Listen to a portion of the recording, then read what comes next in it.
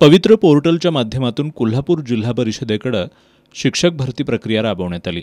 579 पात्र उमेदवारांची यामध्ये निवड करण्यात आली आहे। यापैकी 563 जणांच्या कागदपत्रांची पडताळणी 2 महिन्यांपूर्वीच पूर्ण झाली आहे। फेब्रुवारी 2023 मध्ये शिक्षक अभियोग्यता आणि बुद्धिमापन चाचणीही घेण्यात आली। 2 महिन्यांचा कालावधी उलटला तरी अद्याप पात्र उमेदवारांना नियुक्तीपत्र मिळालेली नाहीत। यामुळे अभियोग्यताधारक उमेदवारांनी संतप्त होऊन जिल्हा परिषदेचे मुख्य कार्यकारी अधिकारी एस कार्तिकेयन यांच्या दालनाबाहेर ठिय्या मारला। प्रशासन आचारसंहितेचं कारण सांगतंय, मात्र सिंधुदुर्ग जिल्हा परिषदेनं आचारसंहितेच्या काळात आंतरजिल्हा बदली करून नव्या उमेदवारांची समुपदेशन प्रक्रिया सुरू केली आहे।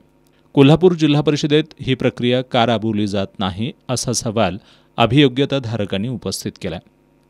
यावेळी मुख्य कार्यकारी अधिकारी एस कार्तिकेयन यांनी नियुक्तीपत्रांसंदर्भातील वेळापत्रक वेबसाईटवर जाहीर करण्याचं आश्वासन दिल्यानंतर आंदोलन मागे घेण्यात आलं। कोल्हापूर जिल्ह्यामध्ये 599 शिक्षक येणार आहेत आणि त्यांच्या नियुक्ती देण्याच्या अगोदर जे सध्या कार्यरत शिक्षकाला आपण एक संधी देऊन त्यांच्या बदलीचे पात्र असेल तर त्यांच्या बदलीचे पात्र करा आणि त्यांच्या बदली करा म्हणून सूचना आलेली आहे GR मध्ये स्पष्ट। त्यामुळे आता आचारसंहिता चालू असताना ते बदली करू शकले नाही। त्यामुळे ते आचारसंहिता संपल्यानंतर त्यांच्या नियुक्ती देण्याच्या अगोदर 10-12 स्टेप्स आहेत ते प्रॉपरली फॉलो करून त्यानंतर त्यांच्या नियुक्ती देण्यात येईल।